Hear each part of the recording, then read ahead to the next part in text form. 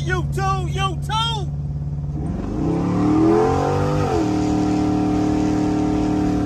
72 convertible Impala LS3 swap.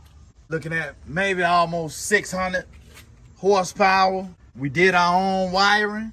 And we show y'all how to do the wiring, YouTube. Step by step. We did our fuel system. We show you how to do the fuel system as well. Everything you need to know.